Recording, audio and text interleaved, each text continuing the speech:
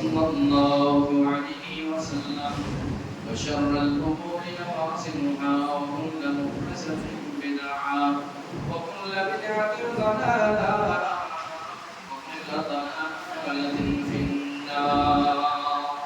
أعوذ بالله من الشيطان الرجيم. بسم الله الرحمن الرحيم.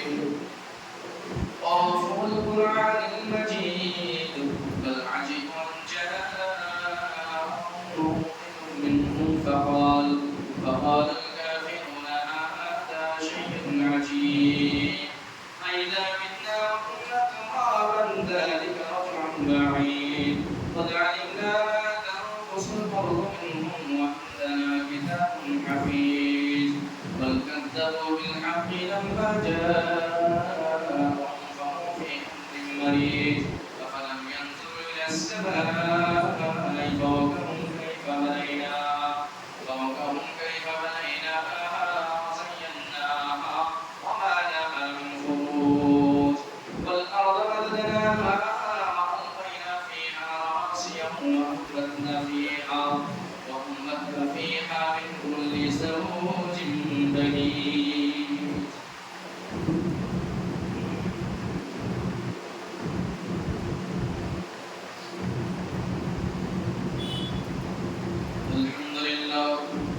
الحمد لله وحده والصلاة والسلام على من لا نبي بعد ما بعد.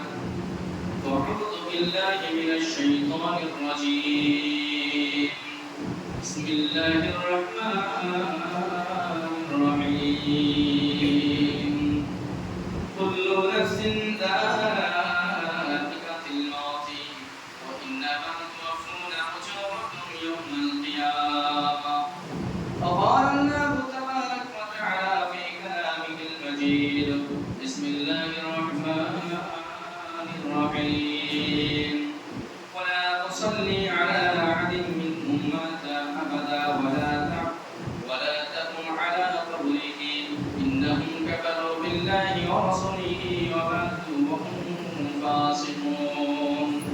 وقال النبي الكريم صلى الله عليه وسلم عن أبي هريرة رضي الله تعالى عنه قال رسول الله صلى الله عليه وسلم يقول حق المسلم على مسلم خمس: دار السلام وعيادة المريض واتباع الجنائز وإجابة الدعوات وتشميت العاطشين. সম্মানিত সেই মহান আজকে জুমা মসজিদের মুসাল্লিগণ, সর্বপ্রথম সেই মহান রব্বুল আলামিনের প্রশংসা করি যিনি আমাদেরকে এই মসজিদে কোরআন হাদিসের আলোচনা শোনার জন্য একত্রিত করেছেন। যে মহান রব্বুল আলামিন আমাদেরকে ধারাবাহিকভাবে একের পর এক আমলের ভিত্তিক আমাদের কাছে টপিকগুলো আমাদের কাছে পৌঁছাতে আছে। যে মহান রব্বুল আলামিন আমাদেরকে শত শত লক্ষ কোটি মাখলুকের মধ্য থেকে সর্বশ্রেষ্ঠ উত্তম সৃষ্টি করার পর আমাদেরকে সঠিক পথ দেখার জন্য কোরআনুল মাজিদ দিয়েছিলেন। যে মহান রব্বুল আলামিন সেই সঠিক পথ দেখার জন্য শিরোমণি হযরত মুহাম্মদ রাসূলুল্লাহ সাল্লাল্লাহু আলাইহি ওয়াসাল্লামকে পাঠিয়েছিলেন। যে মহান রব্বুল আলামিন প্রশংসা করে শেষ করা যায় না, যায়নি ও যাবে না, তাই প্রাণ খুলে মহব্বতের সাথে একবার জোরে বলি আলহামদুলিল্লাহ। দিনার পরে পরে আখির নবী তাজেদার মাদানী নবীর শিরোমণি ইমামুল আম্বিয়া মা আমিনাল্লাহ মুরতালাল নবী মুহাম্মদুর রাসূলুল্লাহ সাল্লাল্লাহু আলাইহি ওয়াসাল্লাম তিনার প্রতি অগণন দরুদ ও সালাম বর্ষিত হোক। সকলে বলুন আল্লাহুম্মা সাল্লি আলাইহি আল্লাহুম্মা বারিক আলাইহি। প্রিয় মুসলিম সমাজ, কোরআনুল মাজিদ থেকে আমি দুইটি আয়াত এবং আমি হাদিস থেকে একটি হাদিস তুলে ধরেছি। আয়াত ও হাদিসকে সামনে রেখে আমার সময়কে শেষ করব ইনশাআল্লাহ আজিজ। মা তাওফিক ইল্লা বিল্লাহ। আল্লাহ তাবারাক ওয়া তাআলার কাছে দোয়া করি রব্বুল আলামিন আমাদেরকে শুনে তার প্রতি আমল করার তৌফিক দান করেন। সকলে জোরে বলুন আল্লাহুম্মা আমিন। আজকে কোরআন ও হাদিসের আলোচনা সম্পর্কিত আমার বিষয়ভিত্তি হচ্ছে জানাজা। জানাজা এটা কখন হয়? মৃত্যুবরণ মানুষ করে তারপরে হয়, তাহলে আগে যাই মৃত্যুর কাছে। আল্লাহ পাক রব্বুল আলামিনের কোরআন থেকে আমি এক জায়গা থেকে একটা আয়াত পরিবেশন করেছি, সেটি হচ্ছে কি কুল্লু নাফসিন যায়িকাতুল মাউত। প্রত্যেকটি জীবন্ত ব্যক্তিকে, প্রত্যেকটি জীবন্ত জিনিসকে মৌতের স্বাদ আস্বাদন করতেই হবে, বাঁচার উপায় না, করতেই হবে। তাহলে মৃত্যু প্রত্যেকটি জীবন্ত ব্যক্তিকে, প্রত্যেকটি জীবন্ত বস্তুকেই পাকড়াও করবে, ছাড়বে না। তাহলে জীবন্ত ব্যক্তি যখন মৃত্যুবরণ করে, সেখান থেকে নিয়ে দাফন করে, মানুষকে দাফন করার পরে দোয়া করা পর্যন্ত, আমরা যে বাড়ি ফিরে চলে আসি ততক্ষণ পর্যন্ত আমরা এই বিষয়ে আলোচনা করব ইনশাআল্লাহ। মানুষ মৃত্যুবরণ করলো, মৃত্যুবরণ করার পরে কত যে হারাম জিনিস হয়, কত যে বেদাতি জিনিস হয়, কত যে নিত্য নতুন জিনিস প্রবেশ করা হয়, তা গণনার বাইরে। আসলে সুন্নতি পদ্ধতিতে জানাজা কেমন, জানাজা কেমন ভাবে আল্লাহ রাসূলের জামানাতে হয়েছিল, তখনকার পরিস্থিতি অনুযায়ী আমাদের পরিস্থিতি অনুযায়ী কেমন হতে হবে, এই আলোচনা করব। প্রথমে আপনাকে বললাম, পৃথিবীতে বেঁচে আছেন, মৃত্যু আসবে। সে আপনি মুসলিম হোক, অন্য খ্রিস্টানকে জিজ্ঞেস করা হোক, শিখ, ঈসাই, হিন্দু, মুসলিম যত মানুষ আছে, যে বলবেই জিজ্ঞেস করেন না কেন, সবাই বলবে মৃত্যু আসবে, মৃত্যু নিশ্চিত, তাহলে মৃত্যু আসবে। কিন্তু মৃত্যুর পরে আমাদের যে জানাজা, কাফন এবং দাফন করতে হবে, এটা আমরা আদৌ জানি না। আজকে শুনবো ইনশাআল্লাহ আজিজ। আল্লাহ পাক রব্বুল আলামিন সূরা তাওবার 84 নম্বর আয়াতের মধ্যে একটি কথা বলছেন, নবীকে বলছেন, নবী তুমি তাদের জানাজা পড়িও না, তাদের নামাজ পড়াইও না, এবং তাদের দোয়াতেও যেও না, তাদের কবরে দোয়া করতেও যেও না, দাফন করতেও যেও না। কেন? তারা মুনাফিক। তাহলে এখান থেকে পরিষ্কার বুঝতে পারলাম যে মুনাফিকদের আল্লাহ রাসূলকে স্বয়ং আল্লাহ পাক রব্বুল আলামিন বারণ করেছেন তাদের জানাজা পড়তে। মুনাফিকদের জানাজা পড়তে স্বয়ং আল্লাহ পাক রব্বুল আলামিন বারণ করেছেন। তাহলে জানাজা কেমন, কার, কিভাবে পড়তে হবে এবং কার হক কোথায় কি, এই বিষয়ে আলোচনা করব। তাহলে চলি আল্লাহ রাসূল সাল্লাল্লাহু আলাইহি ওয়াসাল্লামের হাদিসের দিকে। হযরত মুহাম্মদ রাসূলুল্লাহ সাল্লাল্লাহু আলাইহি ওয়াসাল্লামের একটি হাদিস রয়েছে, সেই হাদিসটি কি? হাক্কুল মুসলিমি আলা মুসলিমি শিত্তুন খামসুন। এক মুসলমানের উপরে অন্য মুসলমানের হক হচ্ছে পাঁচটি। পাঁচটি হকের মধ্যে এক নাম্বার হচ্ছে দারুস সালাম, সালামের জবাব দিতে হবে। দুই, জানাজায় শরীক হতে হবে। তিন, দাওয়াত দিলে দাওয়াত গ্রহণ করতে হবে। চার, কোনো মানুষ যদি বেমারি হয়ে থাকে, মানে অসুস্থ হয়ে থাকে, তার অসুস্থতার ইয়াদাত করতে হবে, মারিজের ইয়াদাত করতে হবে, ইয়াদাতুল মারিজ। পাঁচ, হাঁচি পড়লে হাঁচির উত্তর দিতে হবে। এই পাঁচটি জিনিস হাদিসে আছে। আর অন্য হাদিসে অন্যভাবে বলা হয়েছে, কোন জায়গায় 6টি আছে, কোন জায়গায় 7টি আছে। একই হাদিস যেমন আছে, আল্লাহ রাসূল সাল্লাল্লাহু আলাইহি ওয়াসাল্লাম সাহাবীদেরকে যেন হুকুম করছেন, 7টি জিনিসের আদেশ করছেন, 7টি জিনিস থেকে নিষেধ করছেন। তার মধ্যে একটি কি? যে জানাজার হুকুম করছেন, যে জানাজাতে, মুসলিমের জানাজাতে তোমার ভাই হচ্ছে মুসলিম আর তার জানাজাতে শরীক হতে হবে, এটি একটি আছে 7টি জিনিসের মধ্যে। তাহলে হাদিসের মধ্যে শুনলাম যে আল্লাহ রাসূল সাল্লাল্লাহু আলাইহি ওয়াসাল্লাম 5টি জিনিস বলেছেন, যে এক মুসলমানের উপরে অন্য মুসলমানের হক হচ্ছে 5টি, তার মধ্যে একটি হচ্ছে জানাজা। তাহলে জানাজাতে শরীক হতে হবে। বলে যে বিশ্লেষণে জানাজা, প্রথমে আপনাকে দেখিয়ে দিই যে মৃত্যু ব্যক্তির কাছে যে আমরা দেখতে পাই, বিশ্লেষণ করতে গেলে অনেক, সংক্ষিপ্ত আকারে বলবো, মরণ একদিন আসবে আমরা জানি, কিন্তু মরণ আসার পূর্বে কিছু ঘটনা ঘটায় মানুষ নিজ ইচ্ছাকৃতভাবে, বিয়াদবি করে, ঘটনা ঘটায়। যেমন আমরা জানি আল্লাহ পাক রব্বুল আলামিন আমাদের তাকদীর, আমাদের ভূমিষ্ঠ হওয়া থেকে 50,000 বছর লিখেছেন, আগে লিখেছে। তাহলে যখন লিখে নিয়েছেন তার রুচি কতটা খাবে, তার দানা কতটা খাবে, সে পানি কতটা পান করবে, সে চলাফেরা কত জায়গা করবে, কত কিলোমিটার করবে, কত সেন্টিমিটার করবে, সব কিছুই লেখা আছে। তাহলে বলুন তো আপনি মৃত্যু ব্যক্তির কাছে গিয়ে জানাতে আছেন কেন যে শপথ নিলাম? আপনি ছাড়াতে কেন আছেন? সেই ব্যক্তির কাছে মৃত্যুর মুখে আছে, সেই ব্যক্তিটি অর্ধেক রাস্তা মৃত্যুর কাছে চলে গিয়েছে, অর্ধেক রাস্তা মৃত্যুর থেকে আগে আছে, মানে দুনিয়াতে আছে। এমন সময় তাকে জ্বালাতে আছে, কে নাও কে নাও কে নাও কে নাও। আল্লাহ তো বলে দিয়েছে সে যতটুকু তার কাছে রিজিক লেখা আছে ততটুকুই খেয়ে মরবে, তার চেয়ে আগে মরবে না, পরে মরবে না। তাহলে আপনি করার কি, মানে আপনি তাকে জ্বালাতন করার কি? সে যদি মৃত্যুবরণ করে তাহলে কি আপনি তাকে শরবত খেয়ে বাঁচাতে পারবেন? পারবেন না। এমন সময়ে সেই ব্যক্তির কাছে জ্বালাতন করতে হবে না, কারণ তার তখন কষ্ট হয়। আরো একটি জিনিস হয় যে আমরা মৃত্যুর সময়ে যখন চলে গেছে সেই ব্যক্তিকে আমরা ইবাদতুল মারিজের সময় আমরা বুঝতে পারছি যে মারিজের ইবাদত করছি, তাও সেই জায়গাখানে আমরা গিয়ে বুঝতে পারলাম যে সেই ব্যক্তিটি মৃত্যুর পন্থাতে আছে, দাঁড়িয়ে আছে, রাস্তাতে দাঁড়িয়ে দাঁড়িয়ে আছে। এই জায়গাতেও যে আমরা তার কাছে কানে কানে জানার করতে আছি কি না, তো কেউ বলছে সূরা ইয়াসিন পড়ো, কেউ বলছে সূরা বাকারা পড়ো, কেউ বলছে সূরা মুলক পড়ো। আরে কোরআন পড়ো, দোয়া শিখাও, তাকে দোয়া বলো, লা ইলাহা ইল্লাল্লাহ মুহাম্মাদুর রাসূলুল্লাহ তার কানের মধ্যে আছে। আরে বলুন তো ভাই, আল্লাহ পাকের নবী হযরত মুহাম্মদ রাসূলুল্লাহ সাল্লাল্লাহু আলাইহি ওয়াসাল্লাম একটি হাদিসে বলেছেন, কোন ব্যক্তির মৃত্যুর এক কথা জীবনের লাস্ট শব্দ যদি লা ইলাহা ইল্লাল্লাহ মুহাম্মাদুর রাসূলুল্লাহ বলে তাহলে জান্নাত, তার জান্নাত নিশ্চিত। তাহলে সেই ব্যক্তিটিকে আপনি পড়ানো লাগে, আপনি যখন পড়াতে যাবেন তখন তার মাথায় একটি মস্তিষ্ক আঘাত করবে, তার মস্তিষ্কতে বারবার এরকম করে জ্বালাতে যাবো না। আর এই অবস্থায়, এই মতো অবস্থায় সে মৃত্যুবরণ করে বলা বসে জানাতে হলো।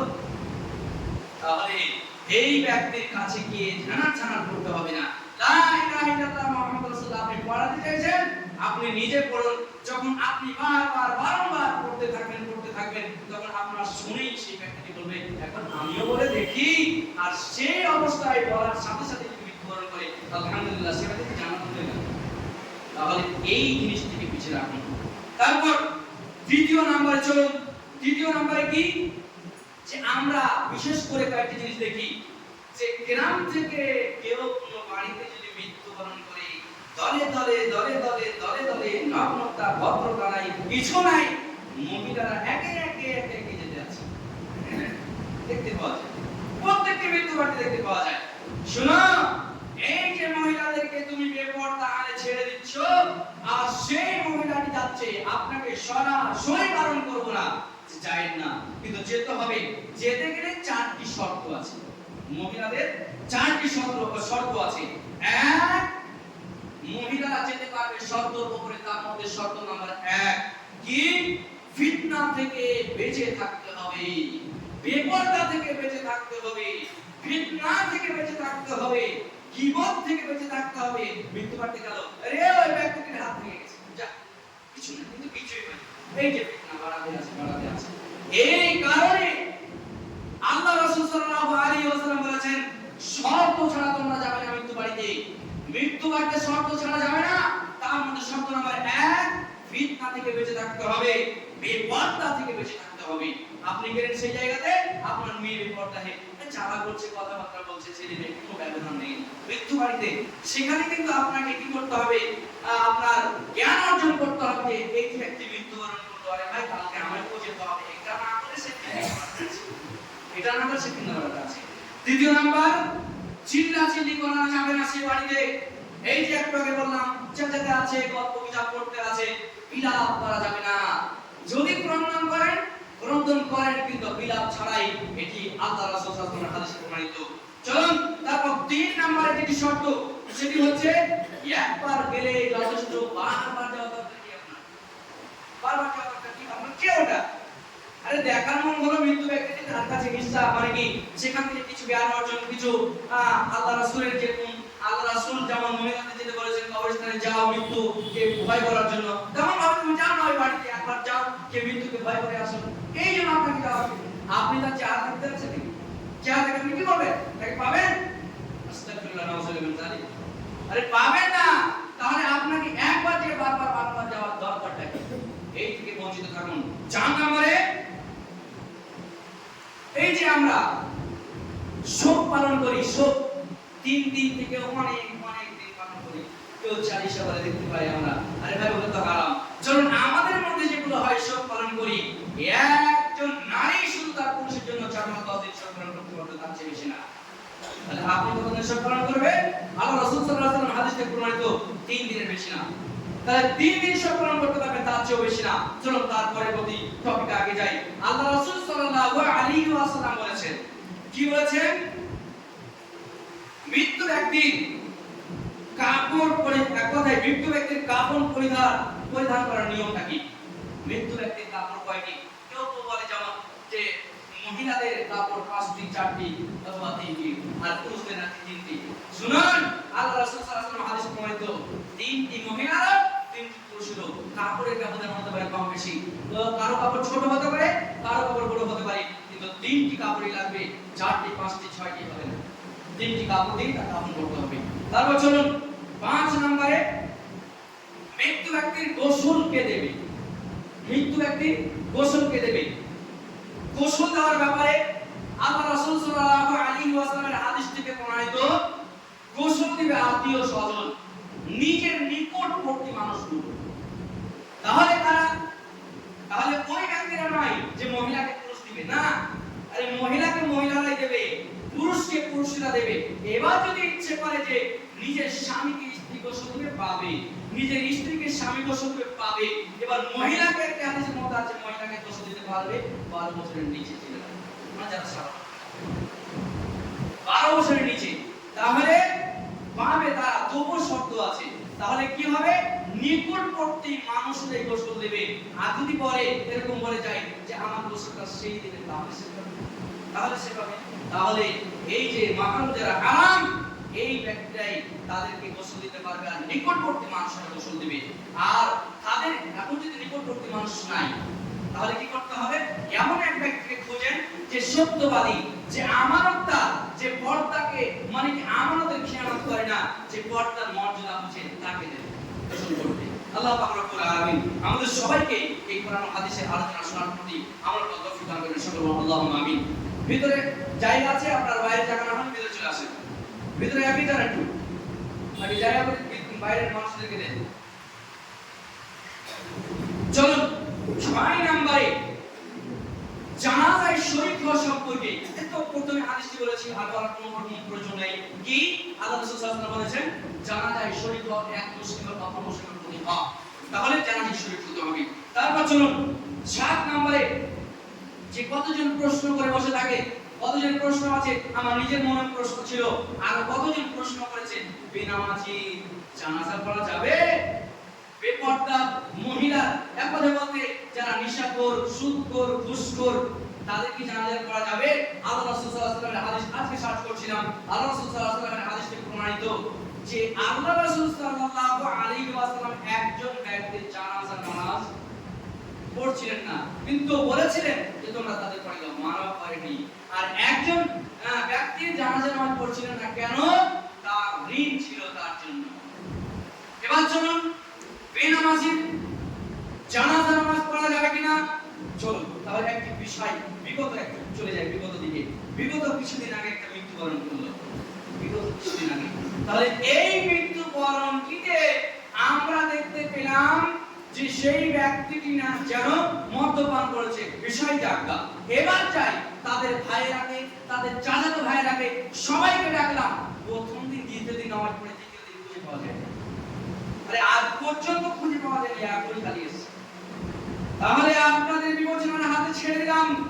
শুধু তাই নয়, আল্লাহ রাসূল সাল্লাল্লাহু আলাইহি ওয়াসাল্লাম বলেছেন, মান তারাকা সালাতা মুতাআম্মিদান ফাকাদ কাফারা, যেই ব্যক্তি ইচ্ছাকৃতভাবে একটি সালাত ছাড়ে সে কুফর করে।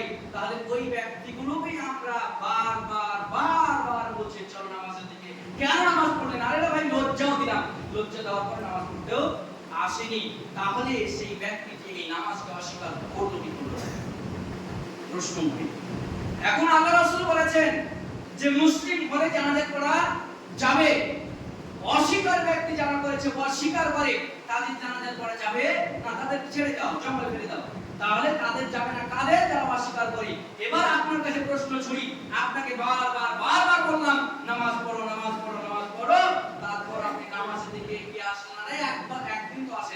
অলসতা আলাদা, ইচ্ছাকৃতভাবে ছাড়া আলাদা। আপনি সেই দিন থেকে আজ পর্যন্ত এক ওয়াক্তে মসজিদে মুখ দেখাতে আসলেন না, এবার বলুন তো আপনাকে বলার পরও আপনি মুখ দেখাচ্ছেন না, তাহলে আপনি অস্বীকার করলেন কি করলেন না? আর এর বিধানে এই ব্যক্তিগুলো যদি মৃত্যুবরণ করে, ইনশাআল্লাহ আমি এই মসজিদের ইমাম, আমি জানাজা করব না, আমি তার জানাজা পড়াবো ইনশাআল্লাহ। তাহলে জানাজার নামাজ, হ্যাঁ, তারপরে আমি চাই বিশ্লেষণে, তাহলে জানাজার নামাজ আমি পড়বো না। কেন? সেই ব্যক্তিগুলো আরে ভাই অস্বীকার করেনি, কিন্তু অস্বীকার মতো চলে গিয়েছে, তো তাদেরকে বারবার করার কারণটা কি? তাদেরকে বারবার বলার পরেও তারা নামাজ পড়তে আসে, এর মানে নাকি, এর মানে নাকি তাহলে নামাজ ছাড়বে না। বেনামাজির যদি এমনটি অবস্থা হয়, তাহলে তার জানাজা হবে না। চলুন তারপরে কবরে কেমন হতে হবে? কবরটি, এবার চলুন কবরটি কেমন হতে হবে? কবর হতে হবে বগলি কবর, যারা আমরা বগলি বলে থাকি। কেমন? ভিতরটা প্রশস্ত হবে, বাইরেটা তার সাইড মতো একটু চওড়া হবে, ভিতরটা প্রশস্ত হবে, ডান দিকটা প্রশস্ত করে তার কবরটা তৈরি করতে হবে। তাহলে আমরা বুঝতে পারলাম। আমরা একটি প্রশ্ন বারবার হয়, উত্তম কোনটি? উত্তম কোনটি? তাহলে উত্তম হচ্ছে বগলি কবর, এই কবর হচ্ছে উত্তম। আল্লাহ রাসূল জানাতে এই কবর চলবে। চলুন তারপরে 9 নাম্বার যেটি হচ্ছে জানাজার নামাজ পড়ার নিয়ম ও কে পড়াবে, কার হক বেশি, কে পড়াবে এবং কার হক বেশি। এবার চলুন এই বিষয়ে একটু নজর দিই। সেটি হচ্ছে কে পড়াবে। জানাজার নামাজ পড়তে হবে, নিয়ম কি? 4 তাকবীরে আমাদেরকে সানা ছাড়াই আমাদের বিসমিল্লাহ বলে আলহামদুলিল্লাহ সূরা ফাতিহা পড়তে হবে। পড়ার পরে দ্বিতীয় তাকবীর পড়ার পরে কুল ওয়াল্লাহু পড়ার পরে দ্বিতীয় তাকবীর, তারপরে এরকমভাবে 4 তাকবীর আমাদেরকে কি করতে হবে? জানাজার সালাত ইদি করে দিতে হবে। কিন্তু প্রশ্নটি কার হক বেশি?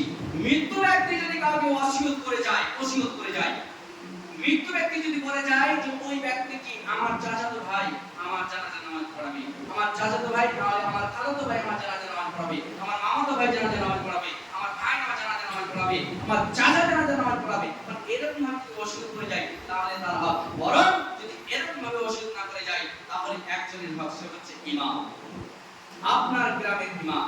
এবার প্রশ্ন ওঠে যে আপনার জায়গাতে, মানে আমি আছি এই জায়গাতে, ইমাম গেল আগা দিকে, তার পিছনে একজন বুখারী পড়া মানুষ দাঁড়িয়ে আছে, বুখারী পড়া মানুষ, বুখারী পড়াই এই মানুষ দাঁড়িয়ে আছে, পিছনে আরো একজন মুফতি, মানে সমাজের মুফতি, কোরআন হাদিসের মুফতি নয়, সমাজের মুফতি মুখুটি মানুষ বলল, আরে তোমার পিছনে যে একজন বুখারী পড়া ওই গ্রামের সদস্য দাঁড়িয়ে ছিল, তোমার চোখ ফুটে লাগলো না? আরে ভাই ওটা যদি চোখ ফুটে লাগার হয়, আপনি ইমাম করেন কেন? ওকে করে দেন, করে দেন। তাহলে এই হক হচ্ছে ইমামের, আর ইমামের অনুমতি ছাড়া কেউ জানাজা নামাজ পড়াতে পারবে না। এবার যদি ওসিয়ত না করে যায়, ইমামও যদি না থাকে, তাহলে তার কাকে জানাজা পড়তে হবে? যেই লোকগুলোর মধ্যে যে বেশি জ্ঞান অর্জন রাখে, ইসলামিক কোরআনের জ্ঞান অর্জন রাখে, সে পড়াবে। তাছাড়া চলো তারপরে আল্লাহ পাক রব্বুল আলামিন আমাদেরকে এই জিনিসগুলি বুঝার তৌফিক দান করুন। সকলে যেন বলুন আল্লাহুম্মা আমিন। আর কয়েকটি বিষয়, 3টি আছে, 3টির মধ্যে সংক্ষিপ্ত আকারে শেষ করব ইনশাআল্লাহ, সময় শেষ হয়ে গেল। এবার চলুন দাফন করার নিয়ম, কিভাবে কবরে নামাতে হবে, দাফন করার নিয়ম কি? দাফন করার সময় ডান দিক থেকে নিয়ে যেতে হবে, কিবলামুখী করতে হবে, ডান দিক থেকে প্রবেশ করতে হবে, কিবলামুখী করতে হবে। এবার সেই জায়গাতে একটি বেলাত করে বসে থাকি আমরা, সেই বেলাতটি কি? আরে কবরের মধ্যে থেকে চেঁচিয়ে উঠলো, বলো দোয়া বিসমিল্লাহি ওয়া আলা মিল্লাতি রাসূলুল্লাহ সাল্লাল্লাহু আলাইহি ওয়াসাল্লাম। কোথায় পেলে দোয়া? আরে তারা কেন করবে? যে দুইজন সেই কবরে 3জন আছে, সে তারাই করবে, তাছাড়া উপরে কেউ বলতে পারবে না। আল্লাহ রাসূল সাল্লাল্লাহু আলাইহি ওয়াসাল্লাম থেকে হাদিস প্রমাণিত। তাহলে কি বলতে হবে? বিসমিল্লাহি ওয়া আলা মিল্লাতি রাসূলুল্লাহ সাল্লাল্লাহু আলাইহি ওয়াসাল্লাম। তাহলে ওটা কখন বলতে হবে? কবরের মধ্যে যারা থাকবে, নাস্তিকে যারা সেখানে নামাবে, তারাই বলবে। চলো তারপরে সংক্ষিপ্ত আকারে মাটি দিয়ে আমরা যে কতজন ভাবনা ভেবে থাকি, মানে আমরা বলি, যখন এখনো বলবো, যেমন বলি যে জানাজার নামাজ পড়ে মাটি দিয়ে যেন দুই কেরাত নেকি পাওয়া যায়, মানে 2 বহুত পাঠ সমান নেকি পাওয়া যায়। তাহলে নেকিটা কখন পূর্ণতা পাবে? নেকিটা পূর্ণতা পাবে তখনই যখন আপনি জানাজা পড়লেন, জানাজার তাকবীর পড়লেন, পড়ার পরে মাটি দেওয়া শেষ করে অবশিষ্ট করে আপনার কাছে তাহলে দোকান দিতে হবে না, তো দোকান পাওয়া যাবে না।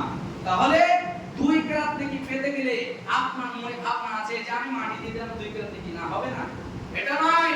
আপনাকে অবশিষ্ট দোয়া করে আসতে হবে তার জন্য, আল্লাহুম্মা গফিরনা ওয়া সাব্বিতহু, এই দোয়াটি আপনাকে করে আসতে হবে তার জন্য, তাহলে আপনার দোয়া মানে নেকি পূর্ণতা পাবে 2 কেরাত। তারপর চলুন আমাদের এই জায়গাতে, আমি যে 1.5 বছর ধরে এই জায়গাতে আছি, আমি এই জায়গায় কোনো জায়গাতে দেখতে পাচ্ছি না।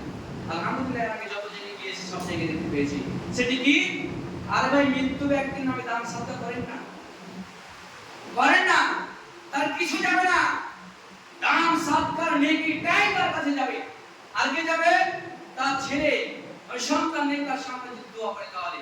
আরে আপনি নেককার সন্তান তৈরি করলেন না, যারা তাকে তাস খেলা শিখিয়ে দিয়েছেন, মদ খাওয়া শিখিয়ে দিয়েছেন, সেটা তো দূরে থাক, আপনি দান সাদকা করছেন না। এটা আল্লাহর ঘর।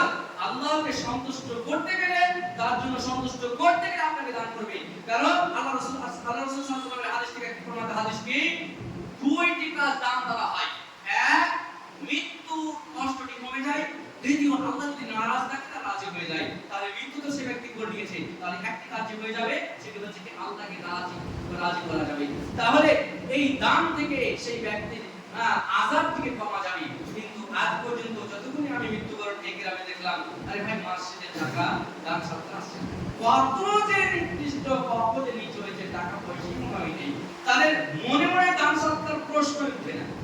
আল্লাহ পাক রব্বুল আলামিন আমাদের সবাইকে কোরআন হাদিস শুনে তার প্রতি আমল করার তৌফিক দান করেন। সকলে বলুন আল্লাহুম্মা আমিন। ইয়া রাব্বুল আলামিন, যে কোরআনের হাদিস আলোচনা করলাম, মোলা সবাইকে তার প্রতি দৃঢ়তার সাথে বিশ্বাস করে